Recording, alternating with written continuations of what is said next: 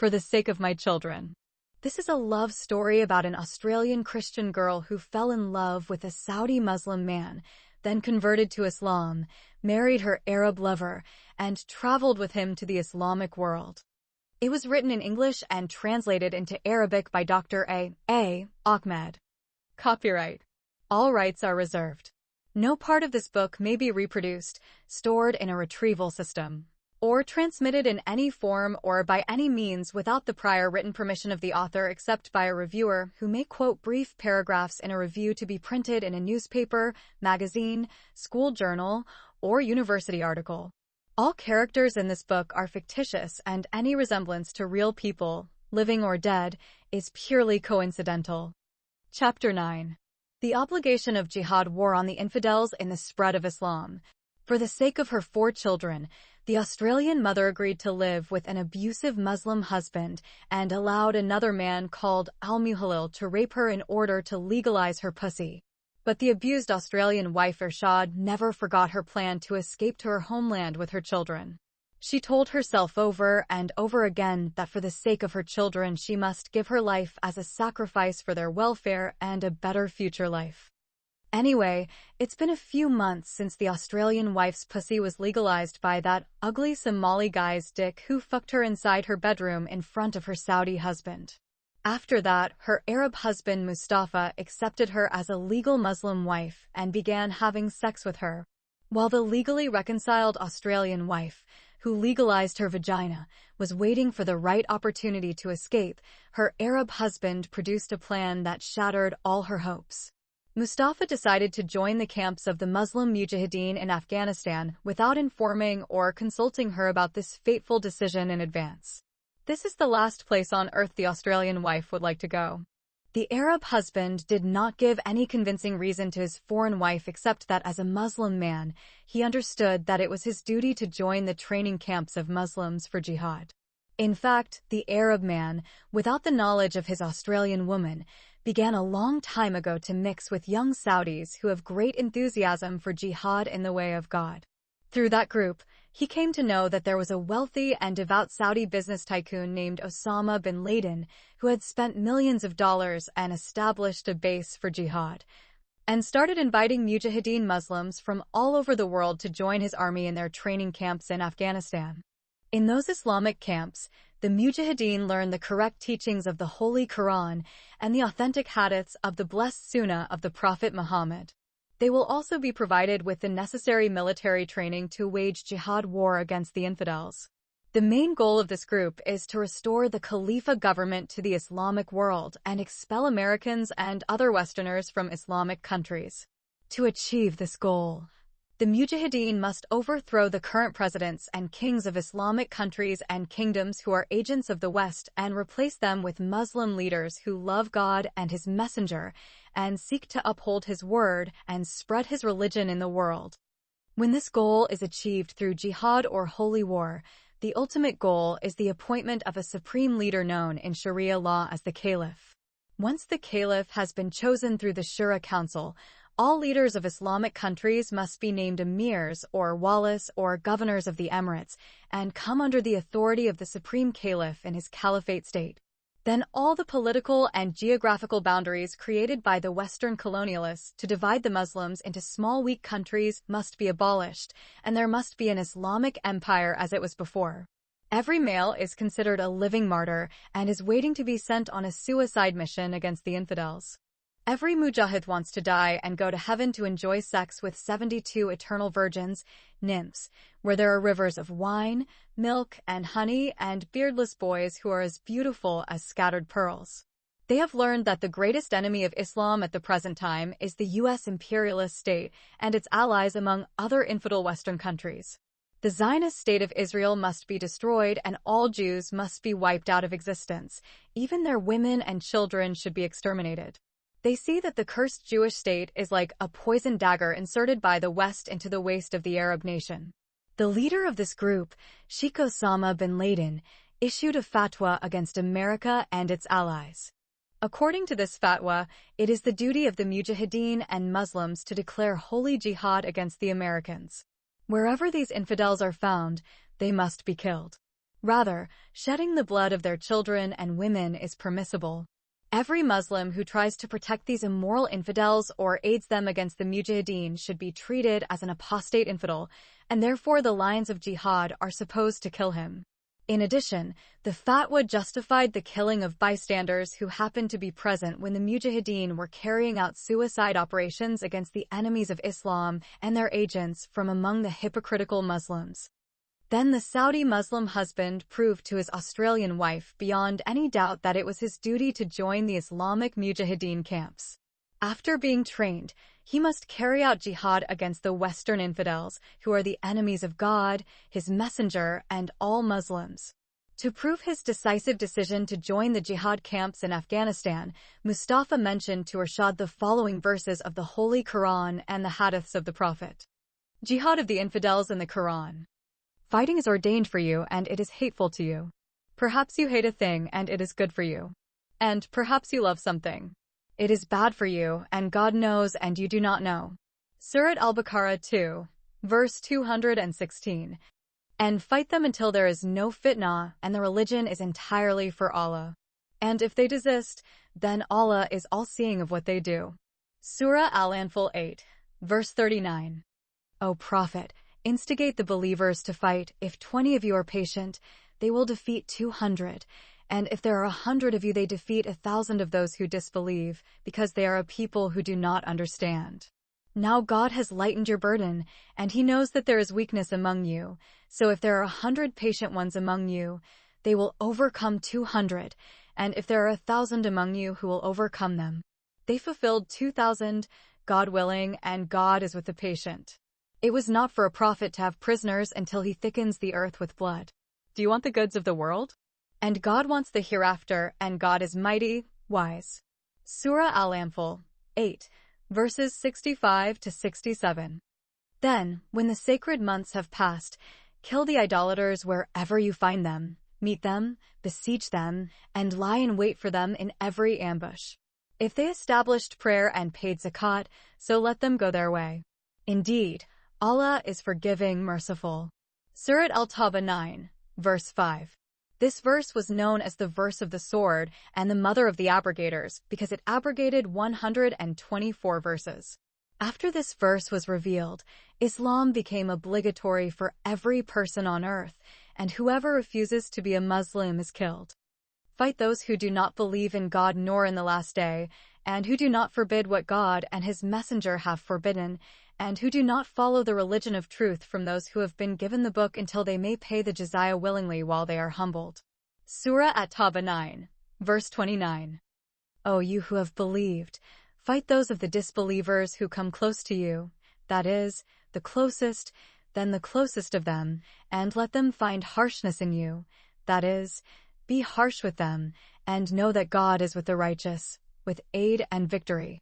Surat Al-Tawbah 9, verse 123.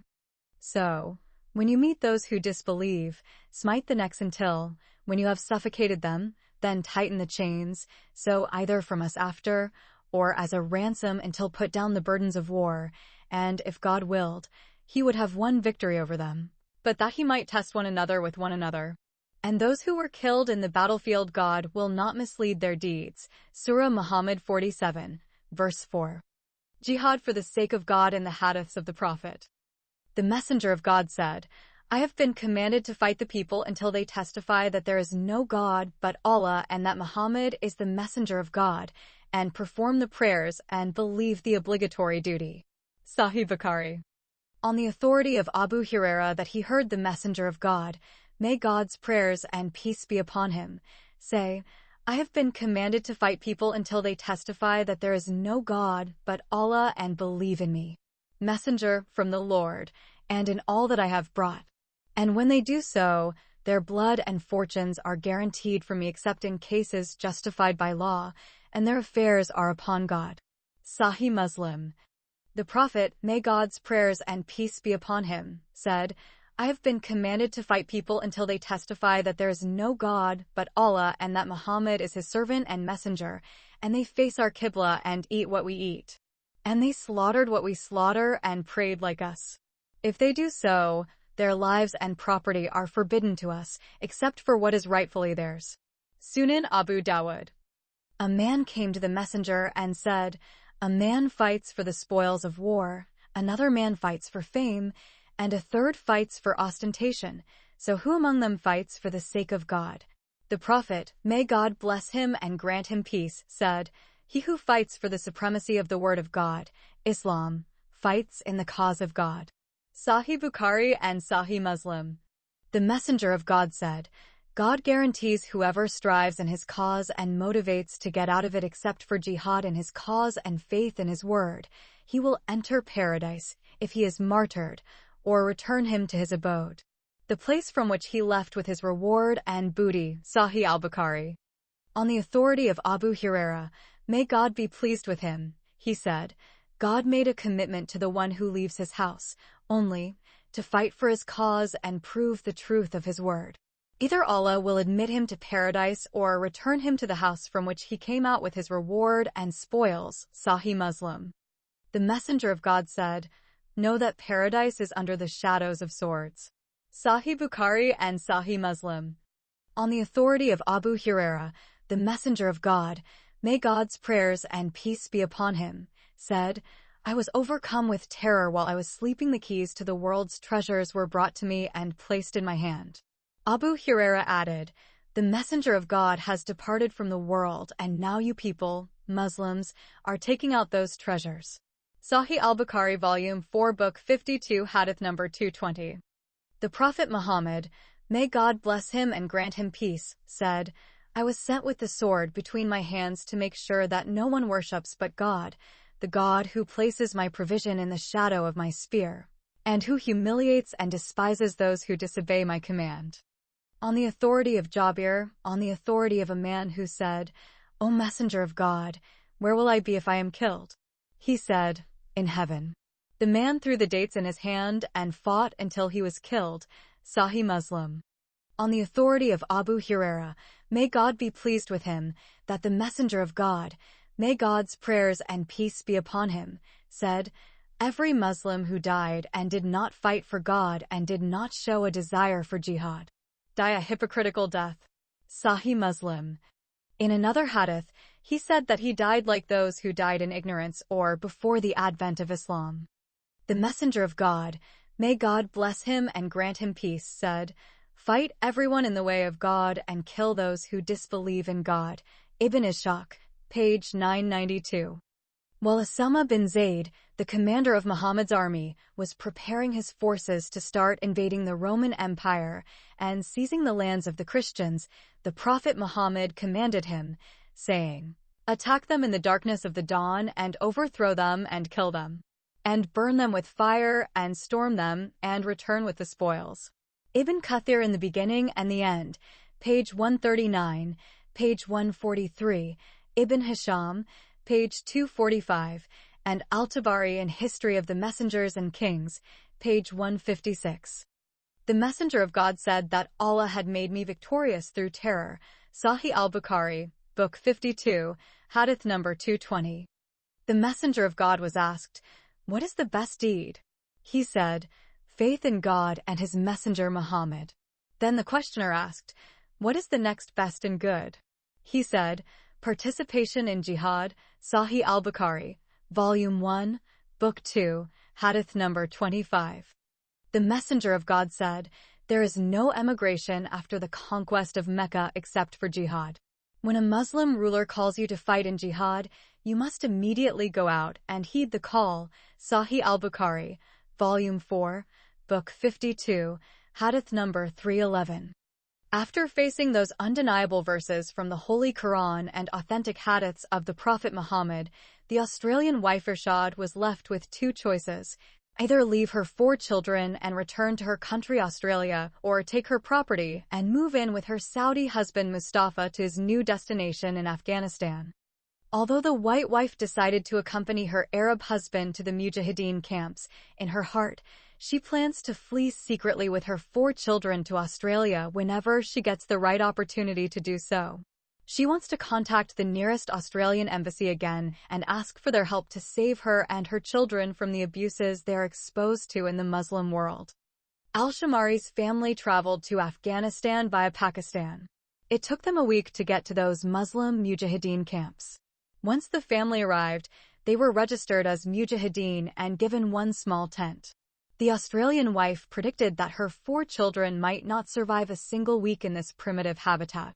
For Irshad, even the Bedouin Arabs she saw in the Sahara Desert of Saudi Arabia lived in better conditions than those Mujahideen with whom she had come to stay indefinitely. There are no toilets or showers in these tents. Men and women go out into the wilderness to answer the call of nature while young boys and girls poop and urinate behind their tents. Thus, there is a stench that is impossible to inhale without contracting a dangerous disease. Flies by the billions during the day and mosquitoes by the millions at night. Snakes and scorpions are as common as bits of dirty litter. The camps are dirtier than vacant places designated to get rid of the dirt of the city. There is no electricity or any kind of light except for the local lamps, which are called lanterns and are lit with kerosene. There is no way to entertain.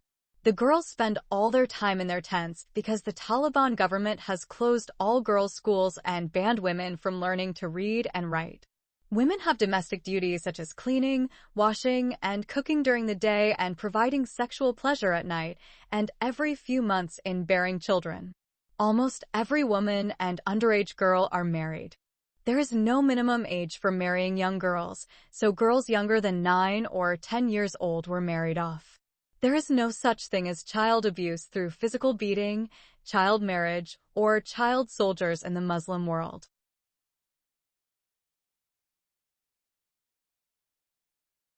Chapter 10. Abuse of Women and Minor Girls in Islam. The Taliban government still ruled the country when the Australian wife, Irshad, came with her Saudi husband, Mustafa, and their 4 young children to stay in the Mujahideen camps. The Islamic government of the Taliban closed all entertainment venues and imposed severe penalties on anyone found to have a radio, television, mobile phone, landline phone, computer, laptop, iPad, iPhone, and iPod. Those modern things are not allowed. The Muslims who secretly used these electronic devices and were caught were accused of spying for the infidel enemies of the NATO forces and killed on the spot. All girls' schools were closed and their buildings were converted into mosques and Islamic schools for boys.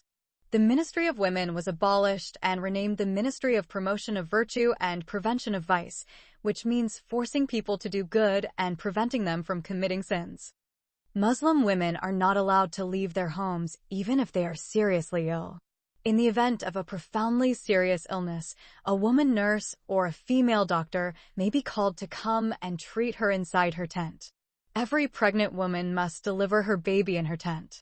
A woman could walk out of her father's house into her husband's house when she married or be taken as a dead corpse in a shroud to her grave when she died or was killed in an honor killing.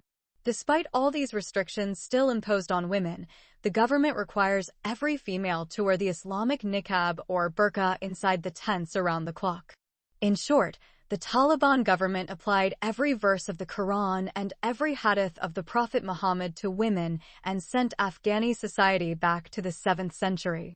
Every woman who wanders in the street without her husband or a close male relative called muharram must be flogged with 53 lashes, and if she repeats that again, her punishment must be doubled. Every woman who sleeps with a man before marriage will have both of them flogged with 100 lashes, and if one or both of them married another man or another woman, they will be stoned to death. Male circumcision and female genital mutilation are mandatory without exception. There are hundreds of Sharia laws for women, and each one has corporal punishment. Afghani Islamic law requires all males to attend military training for the Mujahideen from early morning until sunset.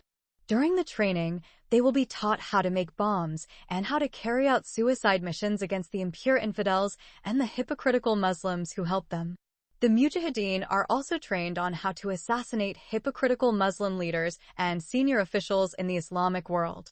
Every 100 Mujahideen is headed by an emir or a religious military commander. The Mujahid must obey his emir without questioning, even if he asks him to assassinate his father, mother, or brethren. Refusal to fulfill the emir's order is considered apostasy and treason, and the penalty is immediate beheading. All mujahideen must consider themselves living martyrs who are ready to die in the path of God or to perform jihad at any moment. Life in mujahideen camps is worse than living in hell. Rather, every mujahid would prefer to blow his body to smithereens and go to heaven to enjoy 72 virgins in paradise and drink from the rivers of wine, milk, and honey than to continue living in those miserable conditions in the mujahideen camps. Therefore, it is a joy for the Muslim youth when his commander assigns him a suicide mission. Hence the famous saying of Muslim terrorists, "We love death and our enemies love life." There is nothing for women who strive in the cause of Allah to comfort them in this world or in the hereafter. The Prophet Muhammad predicted that many Muslim women would go to hell after their death. The messenger said to a group of women, "Hey women, you must believe, for I have seen that many of the people of hell are women." Sahih al-Bukhari, Volume 1, Hadith number 301. As a result, life for the Australian wife Irshad in Afghanistan is 1,000 times worse than what she experienced in Saudi Arabia. Now her chance of escape became impossible. She may dream of escaping from a maximum security prison for women in the West more than she can dream of escaping from the mujahideen camps in Afghanistan. The white woman Irshad is like any mujahid's Muslim wife imprisoned in her small tent. She is not allowed to leave her tent except with her husband. Married women are allowed to attend women's gatherings, where some elderly women teach them how to recite the Quran and teach their duties as Muslim wives and daughters. Most of them should be forced to memorize some verses from Surat Al-Nur 24, verses 3-4 and Surat Al-Nisa 4, verses 3 and 34. These verses talk about the duties of women and the punishment for adultery and slander. The Saudi husband, Mustafa, forced his Australian wife, Irshad, to attend one of these women's gatherings and learn the pure teachings of Islam. During the Quran gathering, she will not be able to mix with Afghani women because of the language barrier. There are some Arab women, but she avoids speaking to them because they always make fun of her broken Arabic accent. Arab Muslims always make fun of non-Arab Muslims. Some of them believe that they are the only true Muslims because of their knowledge of the language of the Quran. By divine decree, the Quran may not be translated into any other language. Therefore, every Muslim, whether he knows Arabic or not, must read the Quran in Arabic when reciting it or reading it during daily prayers. For a few months, Irshad attended women's gatherings and learned a lot about the duties of women in Islam and the rights of a Muslim husband over his Muslim wife. Through these teachings, Irshad understands that she was deceived and given false teachings about women in Islam while she was in Australia. What the wife of the Imam of the mosque in Sydney City told her about women's rights in Islam is deception and not a true depiction of the status of women in Islam. In those women's gatherings in Afghanistan, she was taught that as a woman she was inferior to men in religion and reason, and this assertion is confirmed by the hadith of the Prophet Muhammad in which he told the women, "I have not seen anyone more inferior in religion and reason than you. Some of you can mislead the cautious and sane man." The women asked, "O Messenger of God, what is lacking in our mind and our religion?" He said, "Isn't the testimony of 2 women equivalent to the testimony of 1 man?" They answered in the affirmative. He said, "This is a deficiency in your intelligence.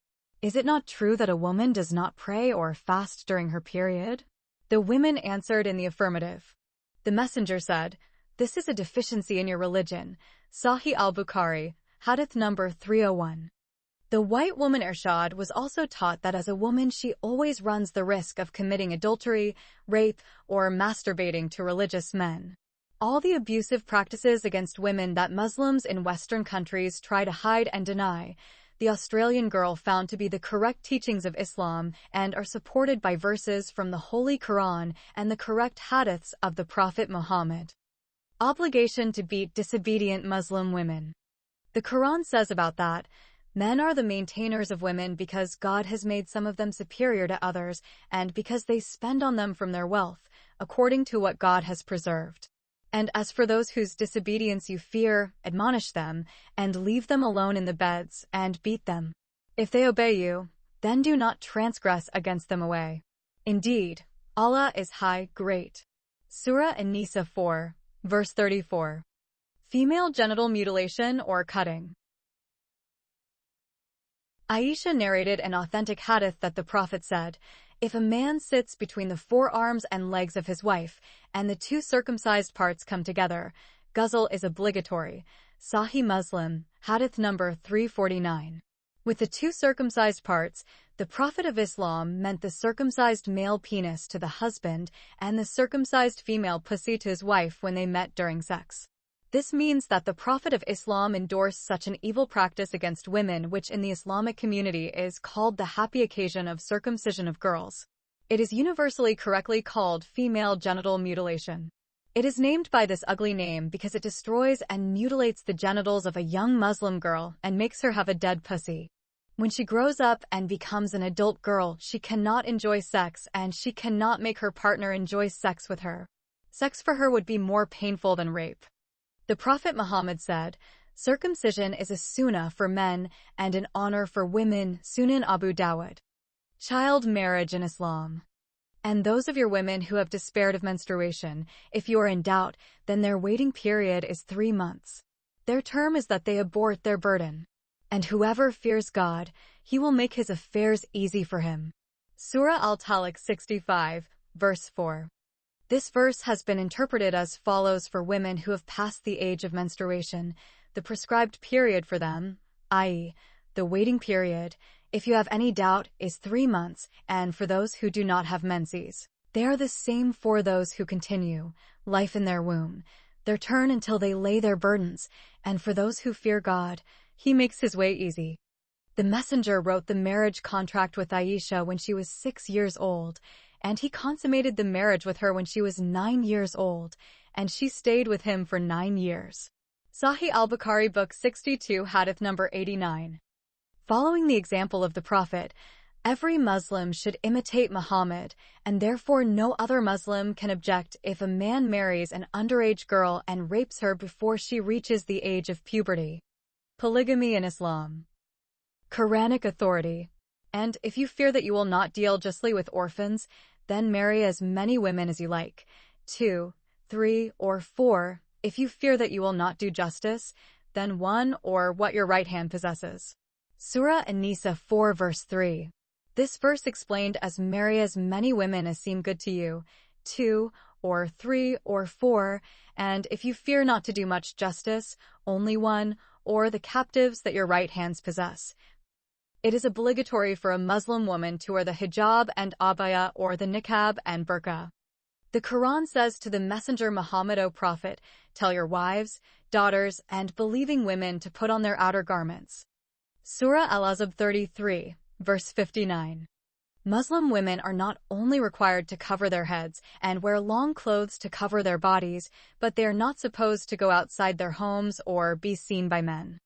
The Prophet, may God bless him and grant him peace, told Salama and Maimuna, his 2 wives, when Ibn Maktoum entered the house, to put on their headscarves. "But he's blind," they said. The Prophet, may God bless him and grant him peace, answered, "But are you also blind? Don't you see him?" This hadith was narrated by Al-Tirmidhi. The Quran also commands Muslim women to stay in their homes and be associated with your homes, and do not despair. Surah Al-Ahzab 33, verse 33. Aisha said, "Women used to walk around without jilbabs and men could see their faces and hands. But when it came in the verse, 'O Prophet, tell your wives and daughters and the women of the believers to wear their abbas themselves.'" Surah Al-Ahzab 33, verse 59, it was revealed, then it was forbidden, and women were commanded to wear the jilbab. Then Ibn Taymiyyah went on to say, the jilbab is a covering, which Ibn Masud interpreted as a covering covers the entire body of the woman, including the head, face, and hands. Therefore, a woman may not reveal her face and hands in public places. Ibn Taymiyyah's book on Fatwas, Volume 2, page 110, and in the Book of Hijab, page 15. The Prophet Muhammad asked his daughter Fatima, "What does God require of a woman?" She said, "She does not see a man, and the man does not see her." The Prophet embraced his daughter and said, "Blessed offspring from blessed offspring." In the end, the Australian wife, Irshad, realized that Islam wants a Muslim woman to remain imprisoned in the four corners of her house so that no man can see her except her master, who is her husband. Even her father and brothers are not supposed to see her face at home without the niqab or burqa. To ensure complete separation between females and males, the Muslim family home consists of two separate sections, the women's section and the men's section. These two sections are divided by a wall as high as the Berlin Wall and as long as the Great Wall of China. They are just like two houses in one home. Each section has its own door, toilet, and room. In addition, the women's section contains a kitchen. It is a great shame, and it is absolutely forbidden for a Muslim man to cook his food and wash his clothes. These works are the duties of a woman. Therefore, the Muslim woman is a cook, maid, sex slave, washerwoman, and prisoner. In conclusion, the Australian wife, Irshad Al-Shamari, found that Muslim women are subjected to abuse and violence through female genital mutilation, child marriage, wife beating, rape, honor killings crimes, polygamy, body covering, arbitrary divorce, inability to divorce, lack of child custody, and many other forms of violations and abuses of women's rights.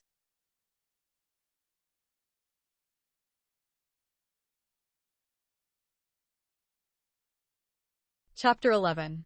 Who are the real Muslims? Moderates or terrorists? Her bitter experience in Saudi Arabia and her miserable life among the Mujahideen in Afghanistan led the Australian wife to an amazing discovery that she thought no one had discovered before her. Irshad discovered that Islam is the only religion in the world that contains two contradictory messages that make it two religions in one. There is the first message of the Prophet Muhammad, which he preached when he was in the city of Mecca, and there is a second message he dictated when he was in the city of Medina. The first message appears to be peaceful and grants freedom of belief to non-Muslims. In Mecca, Muhammad did not impose any anti-women teachings. During this period, the Prophet of Islam had one wife, Khadija bint Khuwaylid, and therefore he did not marry another wife. Polygamy was not yet legalized for the Muslim community in Mecca. Even jihad, which requires Muslims to spread Islam by the sword, was not legalized during that period. Muslims living in the West always refer to the life of the Prophet Muhammad and the teachings of the Quran in Mecca to prove that Islam is a religion of peace and believes in freedom of belief, and there was no compulsion in religion. In that period, the Quran granted all the infidels of Mecca the right to choose any religion they wished to follow, and the Jews and Christians were among the people of the heavenly books, and their religions are true religions from God. This period was 13 years. During that period, there were no hadiths taught to Muslims by the Prophet of Islam. Accordingly, the Quran at that time was the only source of the new religion.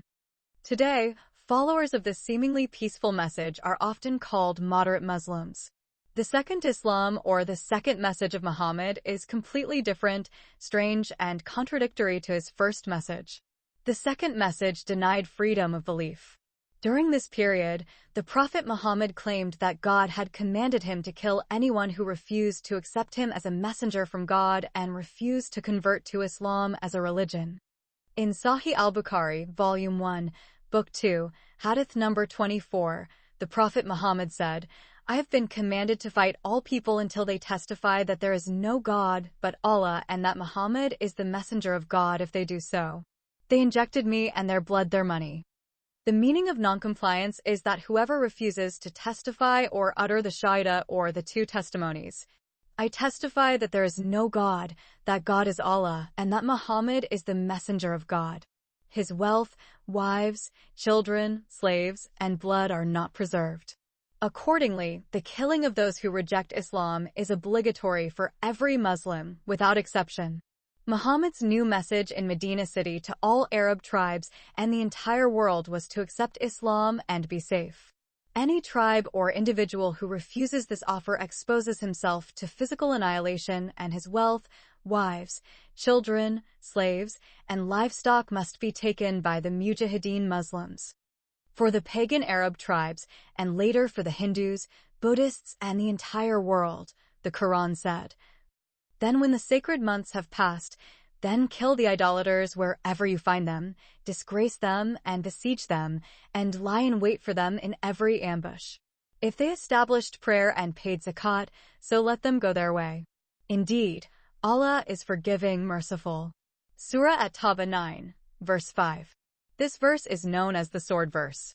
They also call it the mother of abrogators. This single verse abrogated the legal force of the 124 verses of the Meccan Quran. Any previous verse that spoke of peace and freedom of faith has been superseded and rendered inapplicable by this verse. Therefore, the violent message of Medina superseded the seemingly peaceful message of Mecca. Thus, Islam became obligatory for every non-Muslim. Every Muslim who leaves Islam kills an apostate.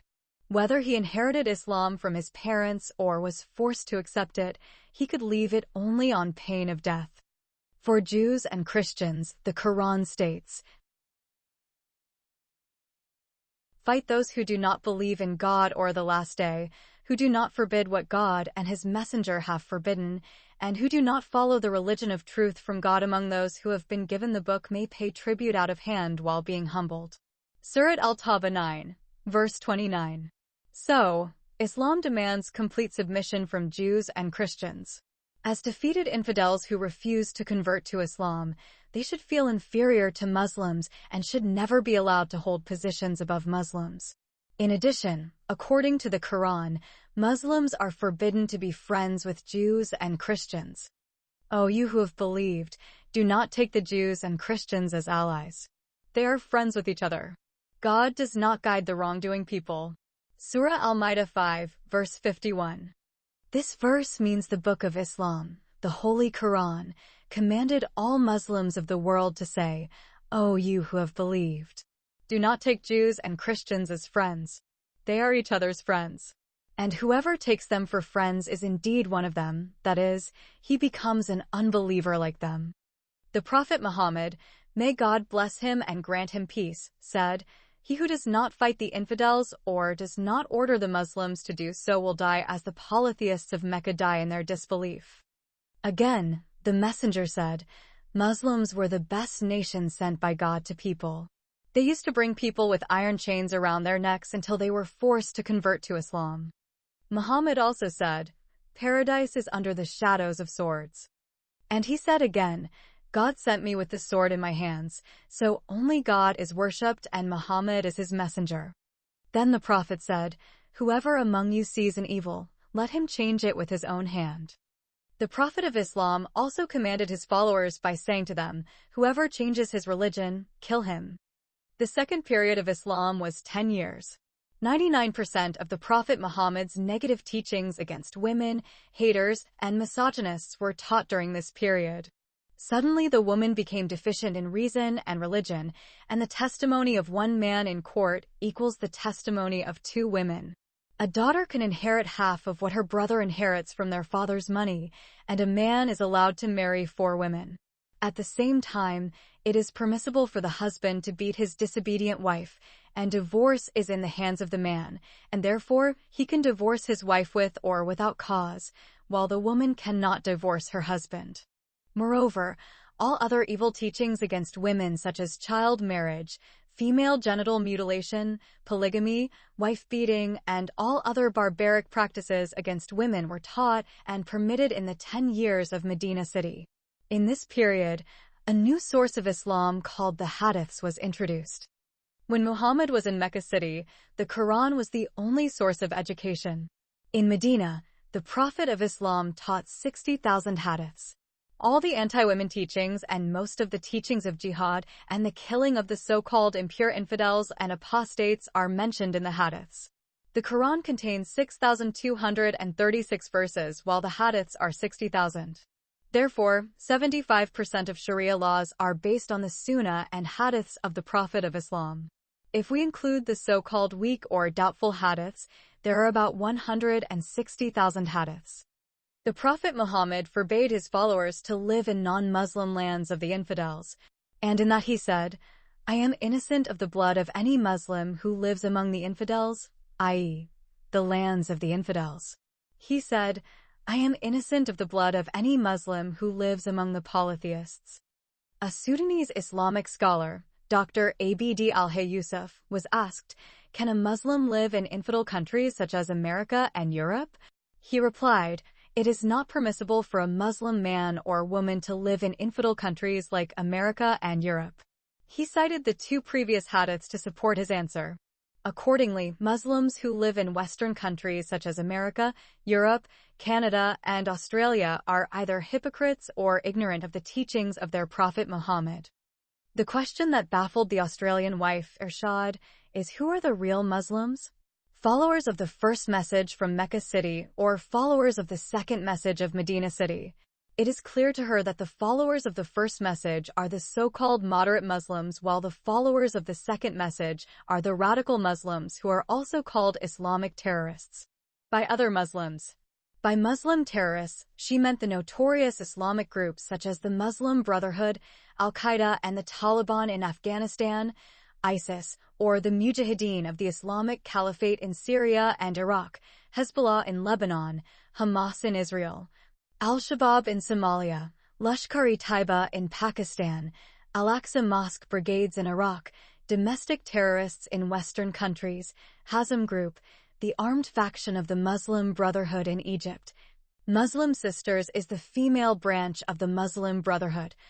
The Khansa brigades are female jihadist fighters from ISIS, Boko Haram in Nigeria, the Janjaweed in Sudan, and many other Islamist groups.